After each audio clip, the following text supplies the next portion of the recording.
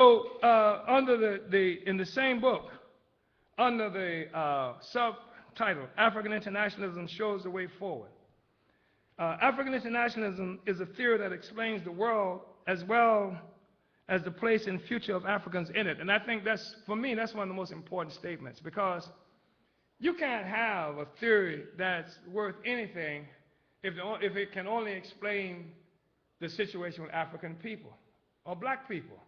Because African people exist in the world, and we are part of the world.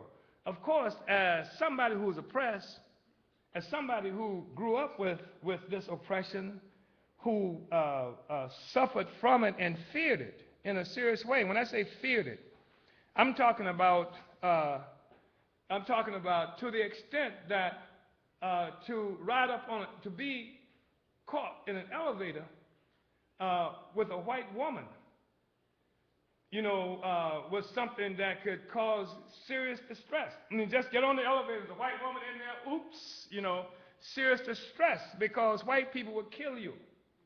And she could kill you by what she said, etc. I'm talking about not just physical oppression that was there, I'm talking about stuff you live with all the time. I'm talking about walking down the street and white people, before they made baseball the national pastime, had one called nigger knocking. And white people, for just to have fun, would do terrible things to African people. So so my initial introduction to a kind of consciousness, political consciousness, was sharp and immediate, and it was based on the fact of what white people are doing to us. What white people are doing, and so my initial investigation attempted to be one that simply explained what white people were doing to black people and etc. But that wasn't helpful. I continued to run into all kinds of problems with that, because it did not explain Mobutu. It did not explain Papa Doc Duvalier. It did not explain reactionaries in our own communities who were doing things. I had to have an explanation bigger than that. Plus, why was it happening to Indians and other kinds of people with whom I was also familiar? So for theory to be meaningful, it cannot be a theory of quote unquote of black people. It has to be a theory of us all, a theory of the world and the place that we have in it. That's why we say we are African internationalists.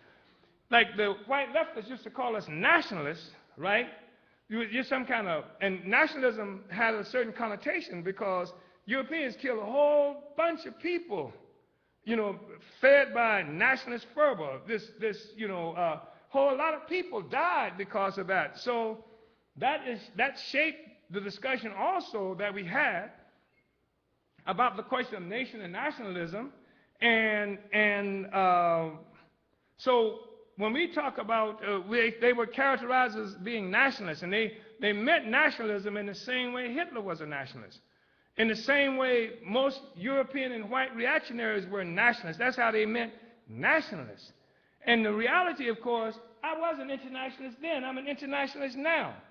But just because I'm struggling for the liberation of African people, that made me like a nationalist.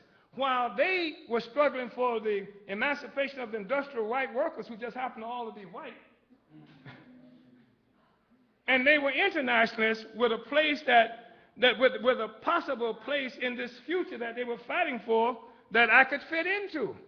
Well, hell, that didn't sound too much different from me. This future they were planning for me didn't sound too much different from the present, I was existing in. But the point is that I exist in the world. I am an African. I was born of black people. My experience, my oppression comes from this relationship I've had with Africa.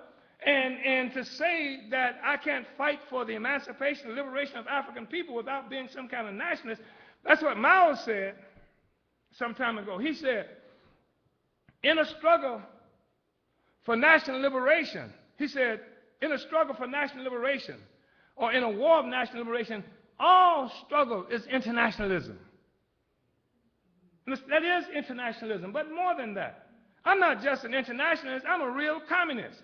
where these comrades, who call themselves Marxists and all this, call themselves communists on the one hand, while protecting, at the same time, protecting the whole social system by trying to prevent the masses of people upon which the pedestal of capitalism rests, needs, requires for its survival, they call themselves communists, what have you. Marx himself said that the whole capitalist activity required as a pedestal slavery pure and simple. Unfortunately, he wasn't able to say, therefore, what we must do is rid ourselves of the pedestal. He comes to the non sequitur, like all the Marxists do, that the way you get rid of capitalism is somehow the workers sitting on the pedestal has to overthrow the bosses or the ruling class sitting on the pedestal. What kind of socialism is that? I know. It's called National Socialism.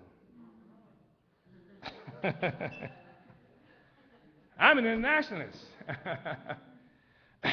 So we say that African internationalism is a theory that explains the world as well as the place and future of Africans in it.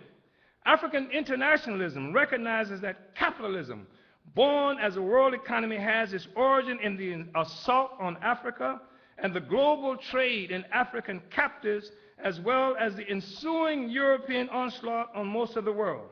It was this savage aggression against Africa, Asia, and the Americas that raised Europe from a disease-ridden habitat of warring tribes to a dominant force in the world.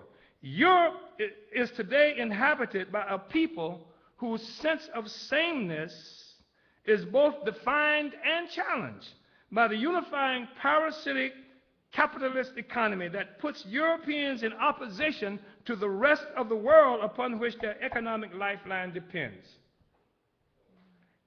Does that make sense? I'm not talking about whether it's pleasant, because that is the objective reality that we are contending with now. We say further that African internationalism recognizes that the process of slavery and brigandage that consolidated the political economy, national identity, and general well-being of what came to be known as Europe is the same process that results in the wretched, divided, impoverished, and exploited lot of Africans and much of the world. I believe you can almost characterize an objective truth. You can. African internationalism is a scientifically falsifiable theory. You know what we mean by that, right? It's falsifiable. Well, as can be seen in this question, would capitalism and the resultant European wealth and African impoverishment have occurred without the European attack on Africa, its division, African slavery and dispersal, colonialism and neo-colonialism? I mean, ask the question.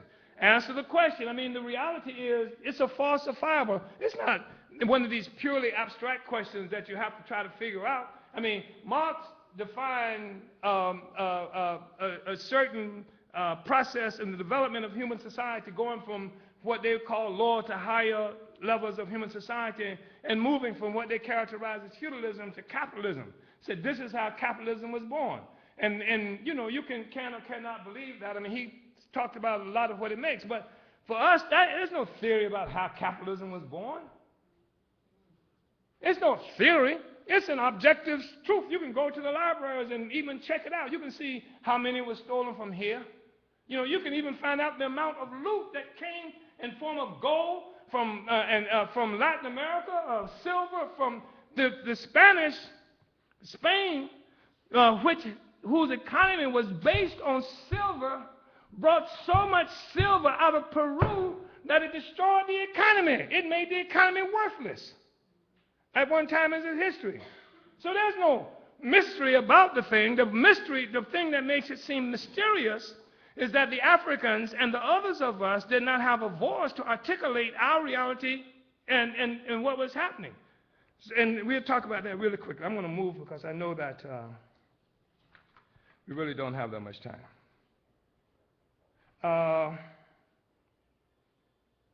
Let me just read. See, because I can't overstate the significance of Marcus Garvey. And unfortunately, for us, is, in my view, anyway, of course, the rulers of this country and much of the world have obliterated much of what Garvey was and who Garvey was from most known histories. Once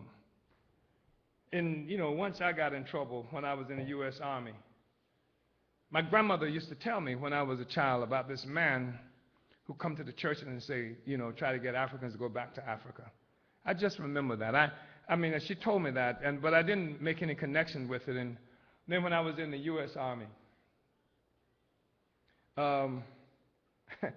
I ran into some problems and started organizing in Africans and, decided to get out and stuff like that, and had a real problem with white people. I'm in Berlin, Germany. That's incredible.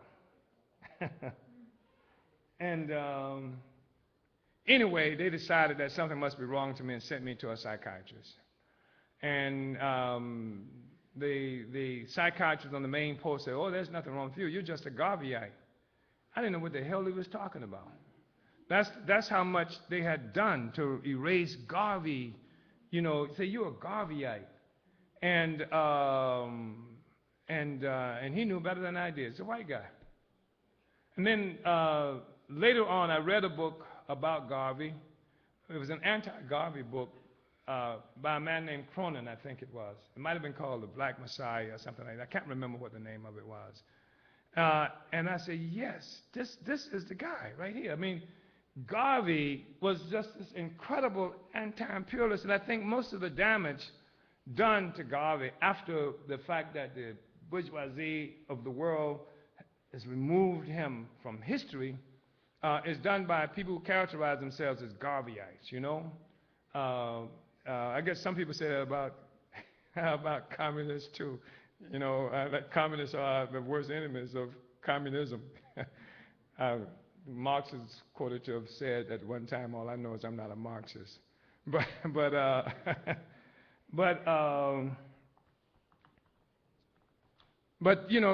the way that people talk about Garvey in a near religious way, Garvey was an incredible anti-imperialist. Garvey worked with the Nicaraguan Revolution. He worked with the Japanese, the Chinese revolutionaries, and what Sun Yat-sen, Ho Chi Minh, attended meetings at the Garvey, if you read some of the FBI reports about Garvey, the agents that they would send to Garvey's meeting, they would talk about how all these revolutionaries from all over the world, they come to meet with Garvey, right? They come to meet with Garvey, and they go back and do whatever the hell it is they're doing in places like Nicaragua and Vietnam and et cetera. He was just an incredible force. I mean, and it's hard to overstate, his significance. But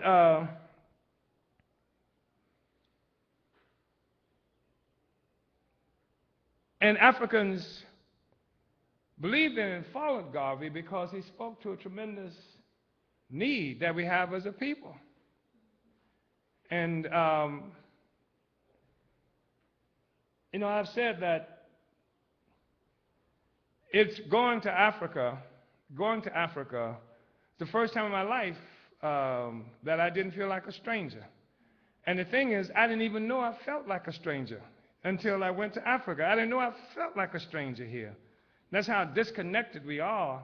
It's a deep and profound need for a people, but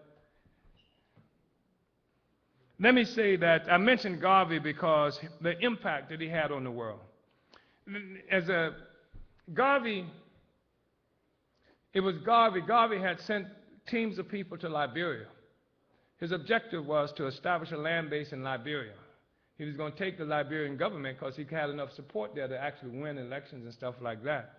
He's building a military force. He was going to use Liberia as a jump-off to reconquer Africa itself.